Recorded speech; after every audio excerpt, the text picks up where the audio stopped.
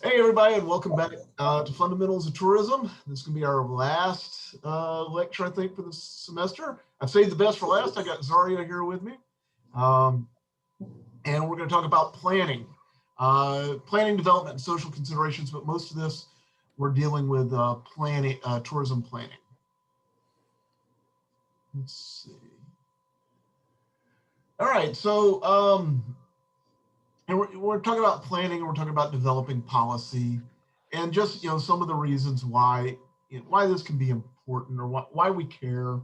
Um, so here we've got this chart, and what it's showing is the sort of how you go about deciding what's the best way for me to design my tourism plan for my area, my community, my thing, whatever it is. And so there are all these things that we have to look at and think about.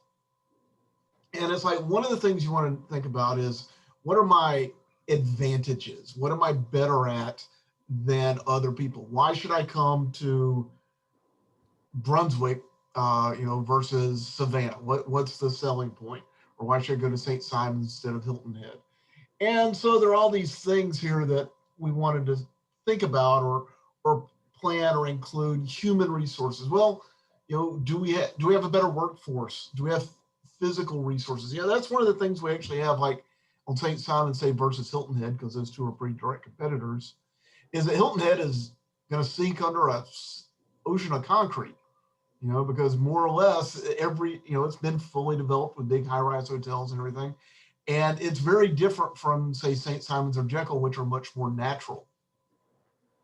There's an audience for both, but some people are going to prefer more of that natural environment. So, just going through this chart, it just kind of points out all the things you do to plan, that you have to think about and have in place. So, like the competitive advantages, they kind of start on the left and work over. And so it's like, if you have good infrastructure, if you have good climate, all these things are things that you can build off of. Okay. Pardon me, I'm kind of scratching my throat. So we'll talk a little bit about tourism planning and tourism policy. Both of them were thinking about the future. Both of them were thinking about development. Both of them are kind of strategic, but when we talk about policy is very much what we're going to do. It's the policy is like this big picture. We're gonna become the number one destination for people going on honeymoon, for instance. That's a big picture. Now, the planning is, how do we get there? The planning is, well, we need to advertise in brides magazines. We need to show up on TV shows. We need to do certain types of advertising. That's the difference between policy and planning. So policy is creative, and it's intellectual. So policy is like trying to find that thing that you can do better and different than anybody else. Zaria, if I were to ask you, like, what happens in the Golden Isles around here, what do we do that we're good at? There's got to be something. Fishing. What's that? Fishing. Okay, we're good at fishing. Okay, so that, like if we're comparing ourselves or competing with somewhere else, that could be, the fishing aspect of it, that absolutely could be something we're going to build around. We're going to build ourselves as a fishing destination. We're going to show all the fishing guides and all the things that people can do and educate people about it. And that's perfectly fine. Now, the planning, though, is, how do we do that? Do we have tax breaks for people who have fishing charter businesses? Do we invest in doing commercials for them? There are a lot, one is more general, one is more specific. So policy has, I hate this phrasing, has a visioning component. That sounds terrible to me. But what they mean is vision is looking to the future. So vision is just like, where are we going to be in 5 years, 10 years, 30 years from now? Policy has a long-term strategic emphasis, while planning is more about now. Um, so if we're going to talk about like the vision for the area around here, a lot of it seems to be to try and maintain the natural environment as it is, that we like, because we have Cumberland that's undeveloped, we have Little St. Simons that's undeveloped. Jekyll is largely undeveloped because it's a state park, and St. Simons, for as populated as it is still has a lot of natural area that's undeveloped. So that seems to be what our advantage is, and it seems to be the policy that we're working with. But planning becomes more like, well, how do we manage development? It could be something like, well, we're going to put laws in place on Jekyll that buildings can only be a certain size and you can only build so many. Same thing with with St. Simon's Island. Same thing with Cumberland. And so the policy is this long-term view. I think, like, have you ever been to Cumberland, Zaria? Upland, Cumberland. Cumberland, no. But I did take a little boat ride over there. Did but you? we sat in a boat. We just sat in a boat. Yeah. And Cumberland is not really. They're basically keeping it undeveloped. That's their policy. Is we're going to maintain this natural environment as it is. But then they have planning, like, well, how do we do that? How do we, like, there are wild horses on Cumberland, and they need a certain amount of care and things, and so they're just things that go into the planning to make it work. Right. With planning, we're talking about like 1 year usually. Okay, what are we going to do this year? How are we going to spend our money? How are we going to use our people? Maybe 3 or 5 years out. But with a policy, with a vision, we have 5 years, 10 years, 50 years, 100 years from now that we're looking at. In 100 years, we still want Cumberland. They're probably saying we still want Cumberland Island to be undeveloped and like it is. Okay. Policy. Policy allows for the things that are unknown. I don't know what's going to change in the future. I don't know. Are we all going to be driving electric cars? Are we going to be flying around with jetpacks? I don't know. And so our policy kind of reflects a general plan, where planning looks at what's going to happen short term and plans for those things. Well, electric cars are becoming more popular. We should probably have an electric charging station on Jekyll Island. That's a short term. This year we're going to put that in. That's going to improve tourism, kind of deal. Let's see. Policy emphasizes, or policy formulation tends to look at the what's done, and then planning is the how. So policy formulation, we want to make it more friendly for electric cars or for zero emissions or something like that. The how is, what are we going to do? Well, we're going to put up, we're going to use solar panels, and we're going to have electric car charging stations, things like that.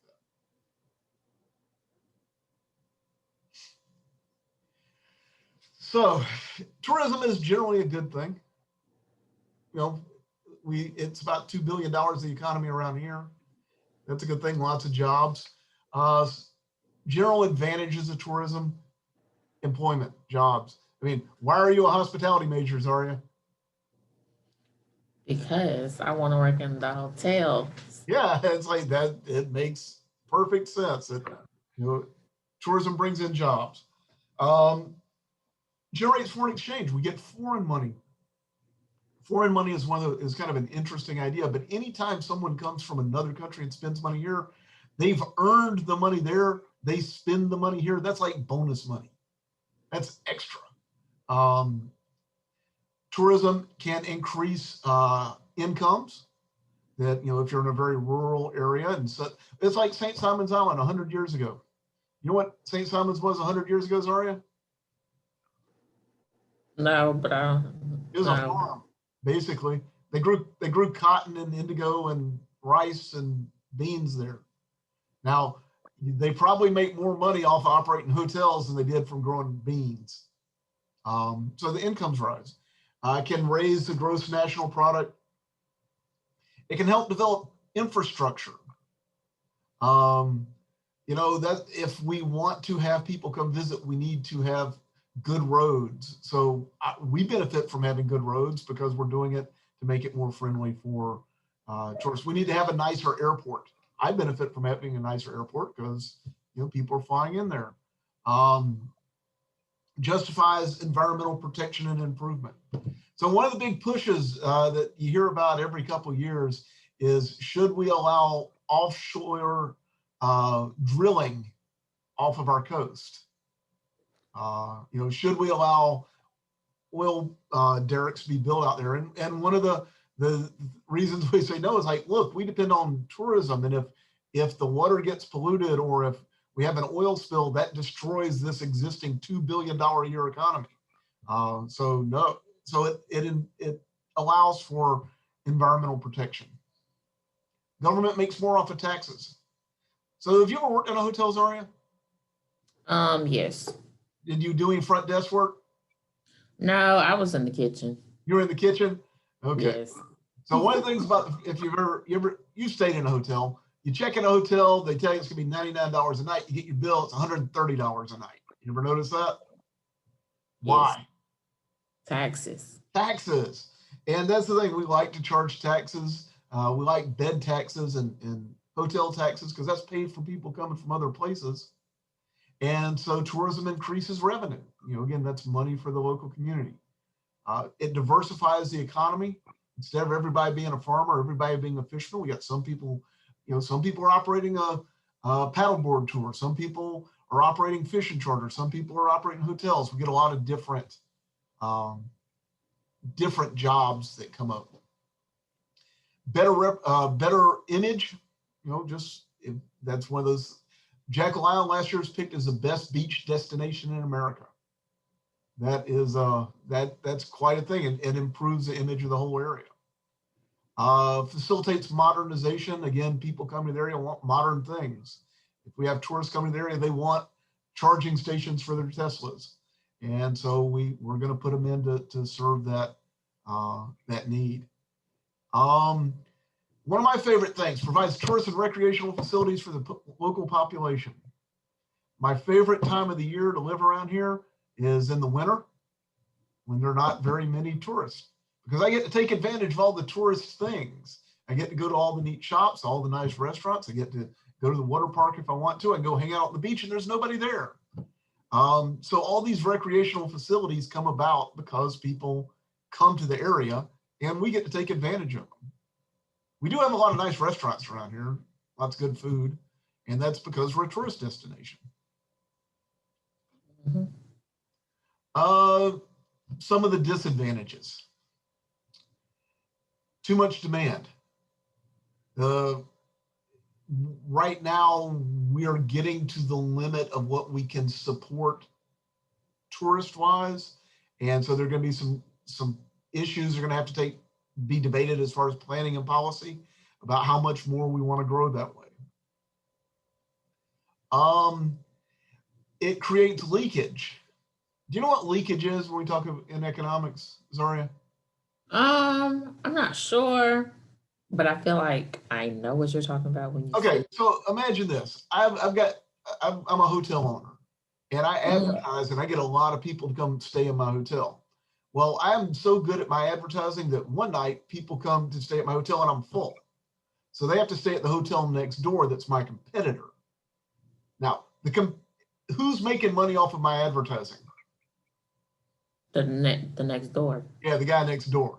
That's leakage. When we do these things to improve the tourist destination, to increase people coming to the area, but other people benefit from it that may not have contributed. That's leakage.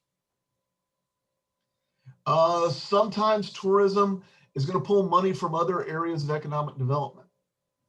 One of the things is we're a tourist area and we want to maintain the things that keep tourists happy. So we're going to try and maybe discourage the port and all those jobs, people that work bringing cars into at the port here. Well, maybe In the future, we'll try and change that so they can't be here because we're afraid of pollution or something.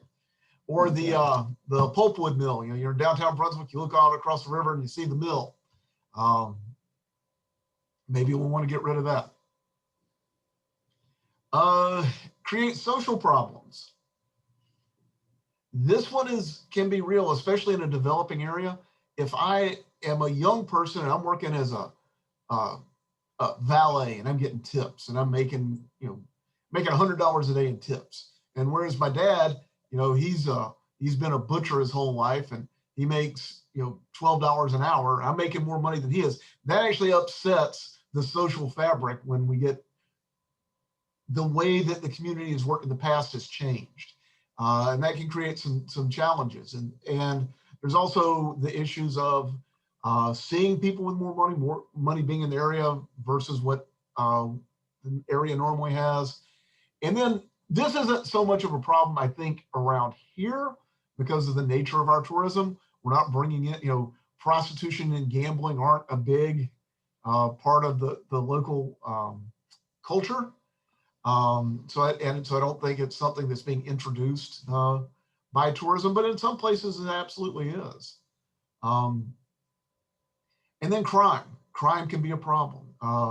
Tourists come in, they have lots of electronics, they have a lot of money, they have nice cars, they don't know who to call if there's an emergency. Like necessarily they don't know where am I going to find it? What neighborhoods don't I go in? How do I reach a cop? Where do I find a cop? Things like they don't know that, so they're easy targets for crime. Tourism can degrade the natural environment. Over on Jekyll, there are the signs up everywhere telling you not to walk on the dunes. Why are you not supposed to walk on the dunes? Turtles and seagrass. And the seagrass keeps the dunes in place. If the seagrass dies, then the island's going to erode and it's going to wash away, which would be bad for business. If the island washes away, then it's going to be hard to have an island destination. Can degrade the cultural environment. If people are coming here to pay to look at me and my culture because I'm quaint and old-fashioned, well, that's not real cool, sometimes. And so that it can create situations where we kind of fake our culture or we lose respect for it. Seasonality is a problem because we get peaks of business when the season is good, and then we get dead times when the season is bad. When I used to work out west in the mountains, in some of the remote mountain places that were very busy in the summer, they just closed for 6 months. So you have to make all the money you need for the year in 6 months because the other 6 months you're snowed in. Increases vulnerability to economic and political changes. So we have a very tourism-based economy around here. What happened during COVID? Shut down. Everything shut down and the economy, but that's because we're so tourism dependent. If people can't travel, suddenly tourism doesn't sound that great. As inflation of land values and prices of local goods, we see this. It's expensive. There are certain places around here it's just expensive to live, and relative. Honestly, it's getting bad. Like everything is going up in prices. Yeah. I'm like, what the heck? Like this is not worth this. But I guess the tourism is impacting the prices. Yeah, what we have is a bunch of people from Atlanta coming in. They're used to paying Atlanta prices. They come in here, everything's cheap. The store owner's like, well, heck, I can jack that up and get more. Right. And so that's the inflation for local goods. That's one of the downsides of tourism we have to be aware of. So when we're planning, these are the steps we go through. I've got a better example on the next slide. So here, these are the same stages, the same thing, same seven stages that we go through when we're planning. The first thing is, we have to come up with some definitions, so that we're all talking about the same thing. Because if I'm talking about, let's say I'm talking about unemployment, am I talking about for the whole area, or am I talking about for tourism? If I'm talking about economic development, we want to make sure we're all talking about the same thing. Then we go and we gather data. You can't make a good decision without data. That's the thing. It's always very frustrating when you hear people who are like, well, it's just common sense. It's like, well, if common sense was that common, everybody would have it. Right. That we need to know the truth about what's going on in order to make plans. So you go out and you gather data. How many people are visiting? How much money do they spend? Don't tell me what you think. What can we prove? So we go out and we gather data. Then we interpret the data. And this is always fun because data is just a pile of numbers, but trying to figure out what it means, that can be interesting. One of the things I did for a project I was doing was about people visiting film sites and what made them come there and what made them happy and want to come back. And so I looked at all sorts of things. I looked at being able to meet people in the movies, the beauty of the local area, everything. And there was only one thing when I looked at the data that indicated someone was going to come back. And you know what that was? What? The gift shop. If the gift shop was good, people would come back. And if the gift shop wasn't, they didn't. And so all those other things that people said didn't matter. And it seems like they would matter, but when it got down to the end of the day, it was if they could buy swag, they could buy t-shirts. And that's what decided whether they were going to come back or not. We create a plan. There are a lot of people involved in planning for tourism. You've got to get business owners. You got to get the Convention Visitors Bureau. You've got to get the tourism board. You got to get everybody on board with this. So we start our plan of, how everything's going to happen and who's going to be involved. What are our markets? Right now the market here around here is mostly people in Georgia. That St. Simons is a destination, but it's a destination primarily from people in Georgia. So that's who we should go after and target. The plan gets approved, then we develop a real plan, the final plan. Because, Zari, I can tell you, we're going to do this, and we're going to do that, we're going to do this, and we're going to do that. And then so whoever's paying for it's like, I don't have money to pay for all that. And then you have to create a real plan. Right. That you can pay for. And then the last step is you go out and you actually put it in place. You follow up, you monitor, you see how it's doing. So what are the goals for tourism? What are we trying to accomplish? Well, we want economic benefit. We want the people who are in the area to have a better living standard.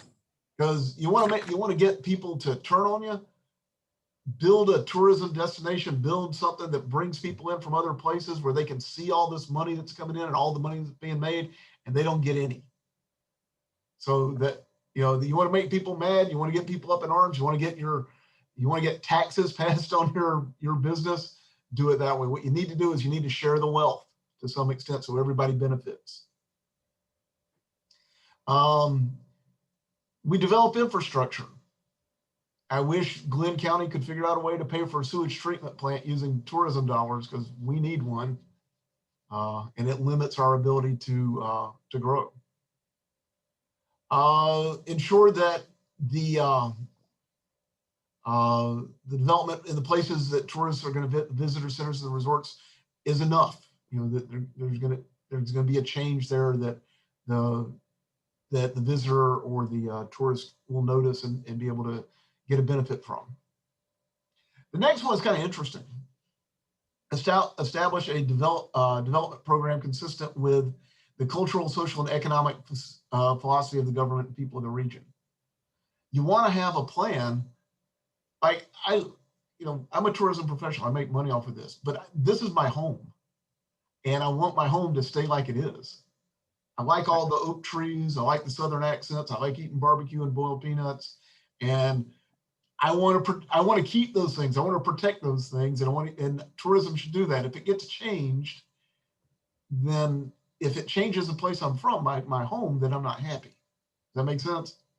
Right. Yeah. And then the last thing we do is we just want to make sure the visitors are happy. These are the goals. So, like I said, sorry, that was a super short chapter. Right. Not a lot there, not even 30 minutes. No. Anything you want to add? No. I mean, just get a job. Just get a job. Just get it out. All right. Get that money, and I'm sure that hopefully we'll get a what's it called?